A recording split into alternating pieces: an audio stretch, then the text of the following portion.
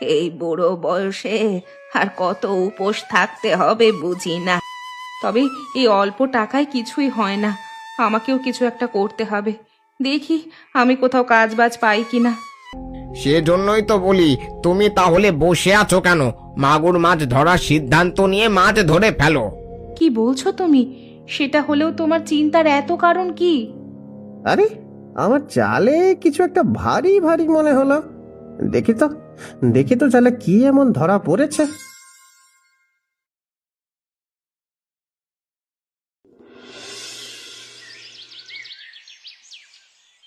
কি গো বৌমা, এই অল্প কয়টা চাল অবশিষ্ট ছিল, এই কয়টা চালে আমাদের সবার হবে? কি করব মা, আপনার ছেলেকে বলেছিলাম চাল আনতে। আপনার ছেলের কাছে মনে হয় টাকা ছিল না, যার কারণে সে চাল আনতে পারেনি। মিঠু তো স্কুলে যাবে, ও এখন এই খালি পেটে যাবে বলো? চিন্তা করবেন না মা, যে চালটুকু রয়েছে তাতে মিঠুর হয়ে যাবে। ও অল্প কয়টা খেয়ে যেতে পারলেই হলো। আমরা না হয় আজকে উপোস থাকবো। এই বুড়ো বয়সে আর কত উপোস থাকতে হবে বুঝি না। আমার আর ভালো লাগে না বৌমা, তুমি বিশ্বাস করো। আমি তো জানি আপনার ভালো লাগে না, কিন্তু কি করব বলুন মা, সংসার এটাই, দুরবস্থা এমনি এমনি তো আর হচ্ছে না। সব কিছুই তো বুঝি, সংসারটাও তো আমার, কিছু বলতেও পারি না, কিছু করতেও পারি না। এখন তো মনে হচ্ছে লোকের বাড়িতে কাজ করতে নামতেই হবে। কি যে বলেন না আপনি মা, আমি থাকতে আপনি আবার লোকের বাড়িতে কাজ করবেন? এসব কথা ভুলেও মাথায় আনবেন না। এছাড়া তো আর কিছু করার নেই, এভাবে ঘরে বসে বসে অন্ন ধ্বংস করতে আমার আর ভালো লাগছে না। ভালো না লাগলেও এভাবেই চলতে হবে। যে কটা দিন অভাবে থাকবো, সেই কয়টা দিন কোনোভাবে কাটিয়ে যেতে পারলেই হলো। দেখি সামনে কি আছে আমাদের কপালে লেখা।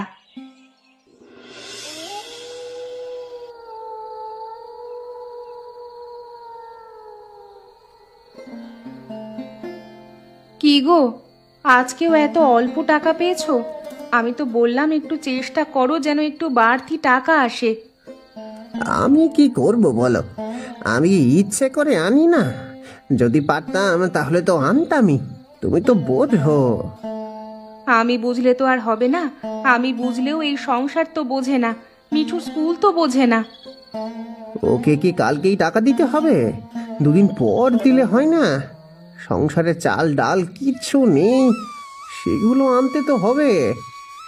তা তো জানি না, ও বলল কালকেই দিতে হবে। তাও একবার কথা বলে আমি দেখব। এই ছেলেটাই তো আমাদের শেষ ভরসা বলো। শেষ ভরসা বলেই তো ওকে এত কষ্ট করে মানুষ করার চেষ্টা করছি। আশা করি একদিন আমাদের অভাব অনটন সব কিছু দূর করবে। তবে এই অল্প টাকায় কিছুই হয় না, আমাকেও কিছু একটা করতে হবে। দেখি আমি কোথাও কাজ বাজ পাই কিনা। হাই রে, এখন এমন অবস্থায় আমাদের এসে দাঁড়াতে হলো যে তোমাকেও বাড়ির বাইরে কাজ করতে যেতে হবে। এইসব ভেবে বসে থাকলে পেটে ভাত জুটবে না। তুমি তো বলছো সব কিছু, তুমি আমাকে আর বাধা দিও না গো। ঠিক আছে, দেব না। তবে অভাব অনটন দূর হলে তুমি কিন্তু আর বাইরে কাজ করতে পারবে না। এটাই প্রথম আর এটাই কিন্তু শেষ। ঠিক আছে, তাই হবে। দেখি আমি কোথাও কাজ পাই কিনা।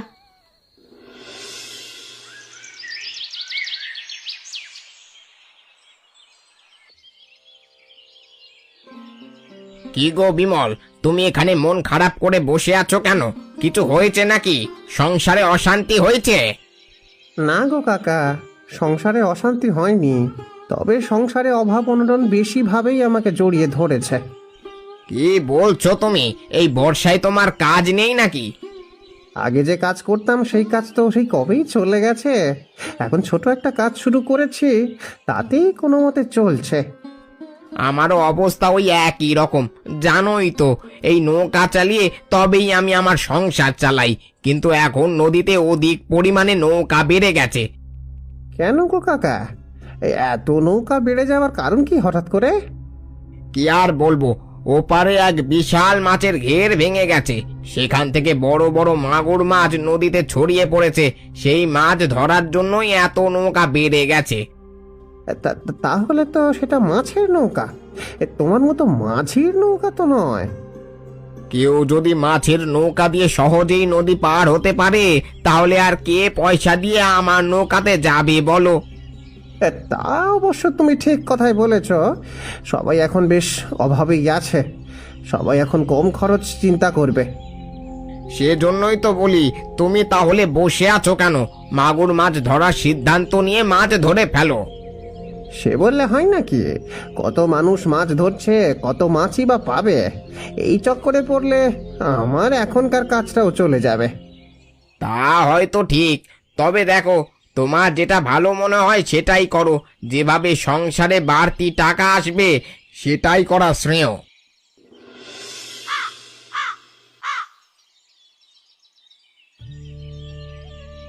কি গো, সে কখন থেকে দেখছি তুমি চুপচাপ ভাত খেয়ে যাচ্ছ। আমার সাথে তো আজকে দুদণ্ড কথাও বললে না। হয়েছেটা কি তোমার? আমি আছি একটা অন্য চিন্তায়, বুঝলে তো। চিন্তাটা সঠিক হবে কিনা সেটাও ভেবে পাচ্ছি না। যদি ভেবে নাই পাও তাহলে আমাকে বলছো না কেন? তুমি তো কোনো সিদ্ধান্ত আমাকে না বলে নাও না। তাহলে বলছি শোনো, আজকে হারু কাকা আমাকে জানালো ওপারের একটা মাছের ঘের নাকি ভেঙে গেছে। সেখান থেকে বড় বড় মাগুর মাছ ছড়িয়ে পড়েছে নদীতে। কি বলছো তুমি? সেটা হলেও তোমার চিন্তার এত কারণ কি?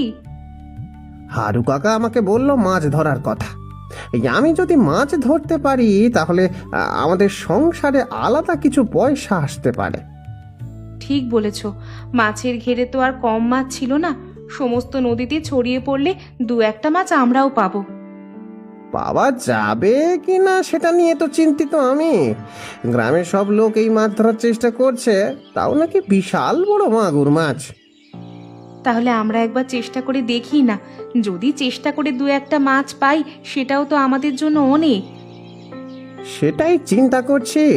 যদি বেশি পাই বাজারে বিক্রি করব, আর যদি কম পাই তাহলে কয়েকদিন অনায়াসেই আমাদের সংসার চলে যাবে।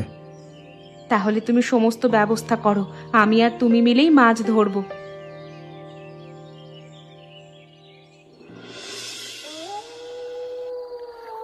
ওগো, এই রাতের ঘুম রেখে তো চলেই এলাম। তোমার তো আবার কালকে কাজ আছে। এসে কি ঠিক কাজ করলাম? মাছ কি পাবো আমরা? পাবো কিনা জানি না, তবে চেষ্টা করতে ক্ষতি নেই। আমার কাজ নিয়ে তুমি ভেবো না। সারা রাত না ঘুমিয়েও আমি কালকে ঠিকভাবেই কাজ করতে পারবো। তাও তো তোমার অনেক কষ্ট হবে বুঝতে পারছি। যাক, এখন আর কথা না বলে মাছ ধরার চেষ্টা করি। যদি মাছ না পাই তাহলে চলে যাব।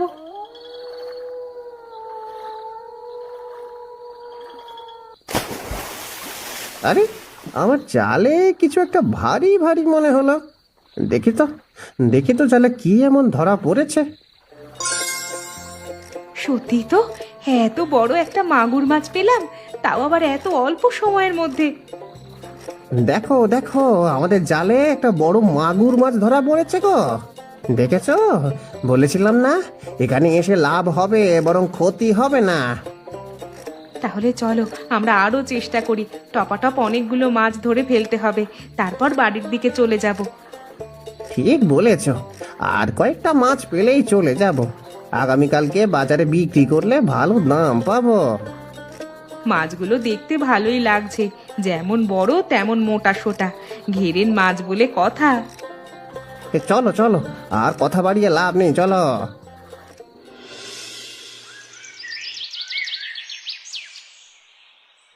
কি গো বৌদি, আজকে কত বছর পর তোমাকে এই মাছ বাজারে দেখলাম।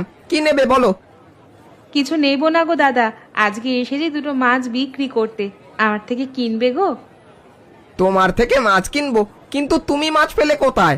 গত 4-5 মাসের মধ্যেও তুমি মাছ বাজারে আসোনি টাকার অভাবে। তাতে কি হয়েছে? টাকার অভাবে না আসতে পারলে আমার কাছে কি মাছ আসার কোনো সুযোগ নেই? সুযোগ নেই সেটা বলছি না, তবে মাছ যদি তোমার হাতে আসে তাহলে তো সেই মাছ তোমার খাওয়ার কথা। সংসারে অভাব থাকলে এত আরামাইশ চলে না। দুটো মাছ বিক্রি করতে পারলে 2 কেজি চাল নিতে পারবো, এটাই তো অনেক। দাও দেখি তোমার মাছ দুটো, দেখি কেমন, যদি পছন্দ হয় তবেই নেব। ওরে বাবা, এত সুন্দর মাছ আর এত বড় মাগুর মাছ তুমি কোথায় পেলে গো? কাজ এনে তো তোমার লাভ নেই। এখন তুমি বলো এই মাছ দুটো কত দেবে, না হলে আমি অন্য দোকানদারের কাছে চলে যাব। আরে না না, কি বলছো তুমি? তুমি আমার কাছে এত ভরসা করে এসেছো, তোমাকে তো আমি খালি হাতে ফিরিয়ে দিতে পারি না। খালি হাতে ফিরিয়ে দেবে না ঠিকই, তবে একেবারে যে অল্প দাম দেবে আর আমি নিয়ে যাব সেটাও কিন্তু হবে না। বেশ, তোমার এই দুটো মাছের জন্য আমি তোমাকে 400 টাকা দেব। আমাকেও তো আবার বিক্রি করতে হবে, বলো। তা হবে না, আমি 400 টাকায় বিক্রি করব না। আমার দাম হলো 500 টাকা। যদি তুমি 500 টাকায় দুটো মাছ নিতে পারো তাহলেই আমি দেব। এটা একটু বেশি দাম হয়ে গেল না বৌদি? মাছও তো সেরকম, তুমি মাছের দিকে তাকিয়ে দেখো কত বড় আর কত তেল তেলে। অন্য দোকানদারের কাছে নিলে আমি নির্ঘাত 600 টাকায় বিক্রি করতে পারবো। তুমি তো আমাকে বিপদে ফেলে দিলে। ঠিক আছে, আমি তোমাকে 500 টাকাই দেব। আরেকটা কথা, আমি যদি প্রতিদিন তোমাকে এভাবে মাছ এনে দিতে পারি তাহলে তুমি কিনবে তো? অবশ্যই কিনবে, এসব মাছে ভালো দাম পাওয়া যায়। আমরা তো আর টাটকা মাছ পাই না। টাটকা মাছ যদি দোকানে দেখে খদ্দের এমনিতেই নিয়ে যাবে। ঠিক আছে, তাহলে তাই হবে।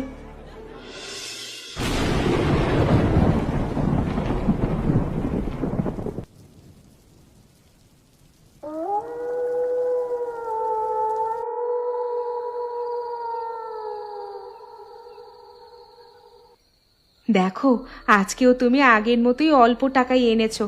আজকে আমাদের মন অনেকটা ভালো, কারণ আজকে এই অতিরিক্ত 500 টাকা আমাদের হাতে এসেছে। তুমি সত্যি দুটো মাছ 500 টাকায় বিক্রি করেছো? আমি তো ভাবতেই পারছি না, একদিনে 500 টাকা লাভ। হবে না কেন? আমাকে ঠকিয়ে মাছ নিয়ে যাবে সেটা তো হতে দেওয়া যায় না। তবে দোকানদার কিন্তু এর থেকেও বেশি দামে বিক্রি করবে। তোমাকেও কঠিন থাকতে হবে, এরপর থেকে আরো বেশি টাকার মাছ বিক্রি করতে হবে। সে আমি মাছের সাইজ অনুযায়ী দাম ঠিক করে নিতে পারবো, ও তুমি চিন্তা করো না। তবে আমাদের এই ব্যবসার কথা তেমন কাউকে জানানো যাবে না। তুমি ঠিক কথাই বলেছ, আশেপাশে সবাই জেনে গেলে তারাও এই ব্যবসা শুরু করবে। এখন থেকে প্রতি রাতে তুমি আর আমি মিলে মাছ ধরতে যাব। এই মাছ ধরার টাকা দিয়েই নতুন ব্যবসা দাঁড় করাতে হবে। যদি নতুন ব্যবসা দাঁড় করাতে পারি তাহলে এই ছোটখাটো কাজ ছেড়ে দেব। তবে এতটা লাভ করতে পারবো সেটা ভাবিনি গো। ভেবো না, এবার থেকে দেখবে আমরা কত কত লাভ করতে পারি। চলো এবার আমরা রওনা দিই। 2-1 দিনের টাকা জোগাড় করে আরো ভালো জাল কিনতে হবে, যেই জালে মাগুর মাছ ধরা পড়বে।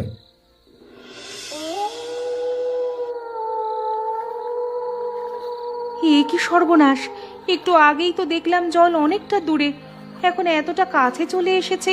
মাছ ধরতে যাব কিভাবে? কি আর করার, মাছ ধরতে তো যেতেই হবে। এভাবে হাত গুটিয়ে বসে থাকলে তো চলবে না। তাহলে আর কি, চলো এই জলের ভেতরই মাছ ধরতে যেতে হবে। এ বাবা, এ আমি কি দেখছি! ওগো ওগো, তুমি একটু তাড়াতাড়ি এইদিকে আলো ফেলো তো। এখানে মনে হচ্ছে কিছু একটা আছে। এখানে তো অনেক মাছ রয়েছে গিন্নি। এই মাছগুলো যদি ধরতে পারি তাহলে আর কষ্ট করে নদীতে যেতে হবে না। একেবারে স্পষ্ট দেখা যাচ্ছে এখানে কতগুলো মাছ আছে। হাত দিলেই ধরা যাবে এমন মনে হচ্ছে। না না, এই ভুল কোনোভাবেই করো না। তুমি একটা কাজ করো, জালের অপর প্রান্ত ধরো, আমি অপর প্রান্ত ধরছি। হ্যাঁ, এই জাল ছড়িয়ে দিলেই মাছগুলো আটকা পড়ে যাবে। ঠিক আছে, তাই করা যাক। তবে সাবধানে, জল বেশি নাড়াচাড়া করো না, তবে কিন্তু মাছ চলে যাবে।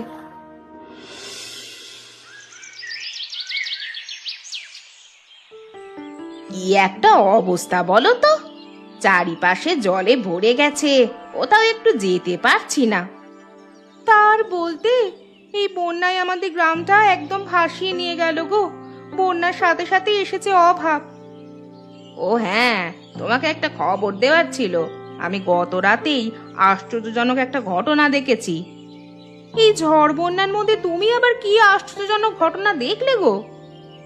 আমার মনে হচ্ছে পাশের বাড়ির মালতী আর ওর জামাই ভালোই কালো জাদু করে।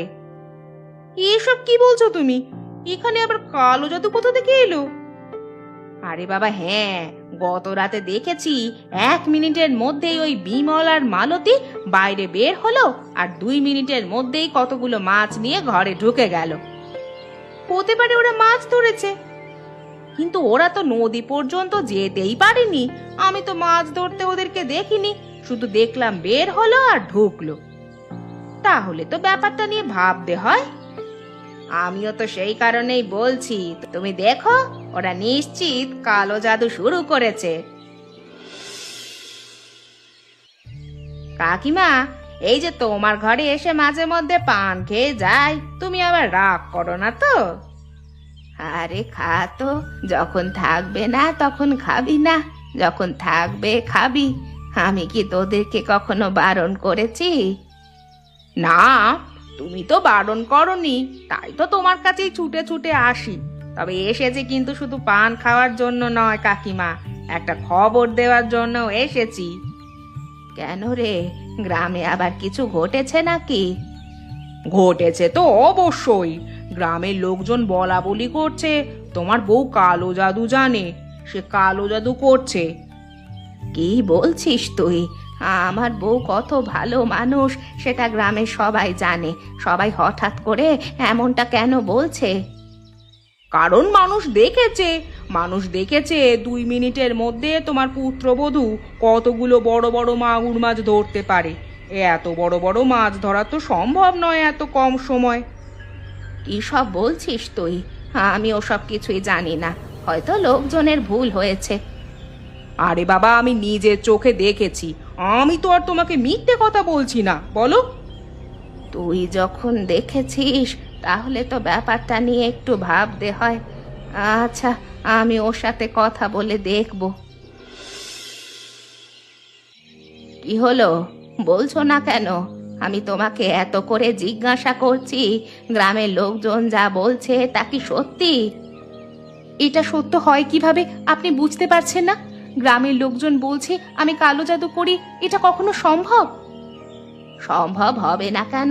যারা নিজের চোখে দেখেছে তারা তো আমাকে নিজেই বলে গেছে। কি বলেছে সবাই? কি আর বলবে, বলেছে তুমি 2 মিনিটের মধ্যে ঝুড়ি ভর্তি করে বড় বড় মাগুর মাছ নিয়ে আসো। এটা কি স্বাভাবিক কোনো ঘটনা? আপনি কোনো কিছুই বুঝতে চেষ্টা করেন না। গ্রামের লোক বলল আর আপনি বিশ্বাস করে নিলেন? আমাকে একটাবারও জিজ্ঞাসা করার প্রয়োজন মনে করলেন না? কি জিজ্ঞাসা করব? বাড়ির বউ ভুল পথে গেলে তাকে শাসন করব না? ভুল পথে গিয়েছে কিনা সেটা আগে যাচাই বাছাই করুন। আপনি তো কোনো কিছু জানার চেষ্টাই করছেন না। সংসারের জন্য এত করেও কোনো লাভ নেই। ওসব কালো জাদুর টাকা আমার সংসারে লাগবে না। তুমি ওসব নিয়ে বাড়ি থেকে বের হয়ে যাবে। আমি এই ব্যাপারে আপনাকে কিছুই বলবো না। আপনার ছেলে আজ আসুক, আপনি নিজেই আপনার ছেলের সঙ্গে কথা বলে নেবেন। শুনলে শুনলে এই মেয়ের কথা? তাহলে গ্রামের লোকজন যা বলছে সেটাই তো সত্য। কি গো দাদু ভাই, স্কুলে গিয়েছিলে নাকি? তা আজকে এত তাড়াতাড়ি চলে এলে যে, স্কুল ছুটি হয়ে গেছে? না গো দাদু, স্কুলে ছুটি হয়নি। স্কুলের সবাই আমাকে খেপাচ্ছে, তাই আমি চলে এসেছি। কি বলছো তুমি? তোমাকে আবার খেপাচ্ছে কেন? তুমি কিছু করেছো নাকি? দুষ্টুমি করা কিন্তু একদম ভালো নয়। না গো দাদু, দুষ্টুমি করিনি। তুমি তো জানো আমি পড়ালেখার ব্যাপারটা কতটা খেয়াল রাখি। আমার মা মাছ ধরে বলে গ্রামের লোকজন বলছে মা নাকি কালো জাদু করছে। এসব কারা বলছে? তোমার মা কালো জাদু করতে যাবে কেন? তোমার মা তো খুব ভালো মেয়ে। সেটাই তো কেউ বুঝতেই চাইছে না। এখন যে কি করব দাদু? আমার জানা মতে তোমার মা মাগুর মাছ ধরে বিক্রি করে, তাই তো? হ্যাঁ তাই তো, অনেক বড় বড় মাছ, আর সে কি দেখতে সুন্দর। আমরাও রান্না করে খেয়েছিলাম। তোমার বাবা তোমাদেরকে বলেনি ও সব মাছ তো ওই নদীর ওপার থেকে ভেসে আসছে? ঘের ভেঙে গেছে তো, সেই ঘেরের মাছ পালিয়ে নদীতে এসে গেছে। কিন্তু মা তাহলে এত তাড়াতাড়ি মাছ ধরলো কিভাবে? নিশ্চয়ই বন্যার জলের সাথে মাছগুলো গ্রামের এদিকে ওদিকে ছড়িয়ে গেছে। তোমার মা হয়তো উঠান অথবা বাড়ির সামনে থেকেই ধরছে। এভাবে তো ভেবে দেখিনি। এভাবে না ভেবে সবাই মায়ের দোষ দিচ্ছে, এমনকি ঠাম্মি পর্যন্ত মাকে বকাবকি করছে। এমন ধরনের কথা কে ছড়িয়েছে শুনি? আমার তো মনে হয় ওই ঝর্ণা কাকিমা এমন করেছে। আমি তো দেখেছিলাম ঠাম্মির সাথে তাকে কথা বলতে। তুমি এক্ষুনি বাড়ি যাও, বাড়িতে গিয়ে সবার কাছে সত্যটা প্রকাশ করো। তোমার বাবা কেন করছে না? বাবা বাড়িতে নেই, বাবা চলে গেছে কাজের সূত্রে বাইরে। আর মা ঠাম্মির সাথে রাগ করে কাউকে কিছু বলছে না। তাহলে তুমি যাও, তুমি গিয়ে সবাইকে এই কথা খুলে বলো, তাহলে সব সমস্যার সমাধান হয়ে যাবে।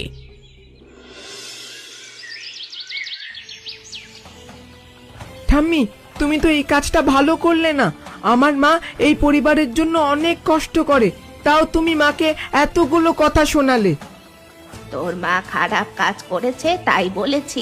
তোর উচিত কোনটা সত্য কোনটা মিথ্যা এটা জেনে খারাপ কাজকে ঘৃণা করা। আমি সত্যিটা জেনেই তোমার সামনে এসে দাঁড়িয়েছি, কিন্তু সত্যটা তুমি জানো না। কোন সত্য? কিসের সত্যের কথা বলছিস তুই? মায়ের হয়ে সাফাই গাইতে এসেছিস? সাফাই গাইতে আসিনি, তোমাকে সত্যটা জানাতে এসেছি।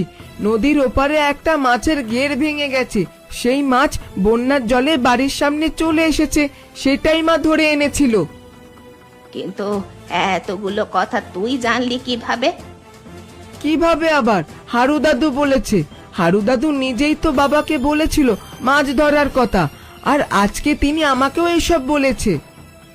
তাহলে গ্রামের লোক যে বলা বলি করছে? সেসব কথা ভুল। তোমার উপরে অভিমান করে মা নিজেও এসব কিছু পরিষ্কার করছে না। কিন্তু তোর কথা যদি মিথ্যে হয়? নিজের ছেলেকে তো বিশ্বাস করবে। তোমার ছেলে এলে তাকেই জিজ্ঞাসা করো। তাহলে অন্যের কথা শুনে আমার খুব বড় ভুল হয়েছে। আমার এমনটা করা একদম উচিত হয়নি। বাবা এলে তুমি বাবার সাথে কথা বলো, আর তোমার ভুলের জন্য মায়ের কাছে অবশ্যই ক্ষমা চাইবে তুমি। বৌমা, বৌমা, আমার অনেক বড় ভুল হয়ে গেছে। তুমি আমাকে দয়া করে ক্ষমা করে দাও। আমি না জেনে বুঝে এমনটা করেছি। আমি আপনার সংসারে এত বছর আছি, এত কষ্ট করছি, আপনি তাও কিভাবে বিশ্বাস করলেন মা? আমি তো প্রথমে বিশ্বাস করতে চাইনি, কিন্তু এমন ভাবে বলল যে বিশ্বাস না করে পারলাম না। আমি ভুল করেছি, ক্ষমা করবে না তুমি? ক্ষমা করতে পারি, তবে একটা শর্তে। আর কারো কথায় কোনোদিন কান দেওয়া চলবে না। আর এবার থেকে আমাদের কাজেও আপনাকে সাহায্য করতে হবে। আমি রাজি আছি, এখন থেকে তোমাদের সমস্ত কাজে আমি সাহায্য করব। যাক, তাহলে আর আমার কিছু বলার রইল না। তোমরা নিজেদের ভুল বোঝাবুঝি নিজেরাই ঠিকঠাক করে নিলে। তাহলে বলো, আবার মাছ ধরা শুরু করবে কবে? আমি শহর থেকে ফেরার সময় ভালো জাল নিয়ে এসেছি। ভাবছি এখন কাজটা ছেড়ে দেব। এই পুরোটা বর্ষা মাছ ধরবো। হাতে কিছু টাকা আছে, নতুন ব্যবসা শুরু করব ভাবছি। সেটাই বরং ভালো হয়। তোরও কষ্ট কম হবে, আমাদের সংসারেও উন্নতি হবে। আমরা সবাই মিলে এবার সংসারের হাল ধরবো। হ্যালো বন্ধুরা, আপনাদেরকে অসংখ্য ধন্যবাদ আমাদের এই ঠাকুমার ঝুলি গল্প পেজটি ফলো করার জন্য। আর হ্যাঁ, গল্পগুলি ভালো লাগলে বন্ধুদের সাথে সবাই শেয়ার করে দেবেন।